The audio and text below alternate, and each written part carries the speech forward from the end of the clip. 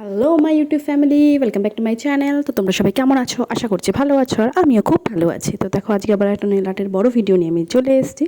ফার্স্টে তোমার একটা মেরুন টাইপের কালার নেল পলিশ আমি পরিয়ে নিয়েছি, বা পুই বিউটি টাইপের কালারও তোমরা কিন্তু বলতে পারো এটাকে। সেই কালার দেখো নেল পলিশ আমি হাফ হাফ করে পরিয়েছি, একটু ব্যাকা করে।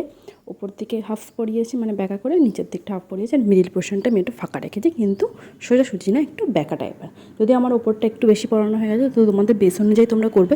ওপরটা একটু ছোটো রাখো, নিচেরটা একটু বড়ো করো, আর মিডিলটা বেশি ফাঁকা রাখলেও অসুবিধা নেই। তো দেখো, আমি সেটা পুরোপুরি শুকিয়ে নিয়েছি। শুকানোর পর হোয়াইট কালার নেল পলিশ দেখো ডটের টুলসে নিয়ে যে বর্ডারটা রয়েছে, বেকি যে দাগের, মানে ওই মেরুন কালারটাতে দাগটা যেটা টেনেছি, সেইটারই সাইড দিয়ে দেখো জাস্ট ডট ডট দিয়ে দিচ্ছি। পুরো লাইনটাকে ড্র করে নিলাম ডট ডট করে। এরপর এটা কিন্তু, এই স্টেপটা কিন্তু তোমরা পরেও করতে পারো, তাহলে তোমাদের না শুকিয়েও তোমরা কিন্তু কাজ করতে পারবে। যদি কারোর তাড়া থাকে, তো সেই হিসাবে সে তোমার নেল পেস্টটা পরানোর পরই মিডিলে এই যে ফুলগুলো করতে, সেগুলো কিন্তু তোমরা আগে অবশ্যই করে নিতে পারো।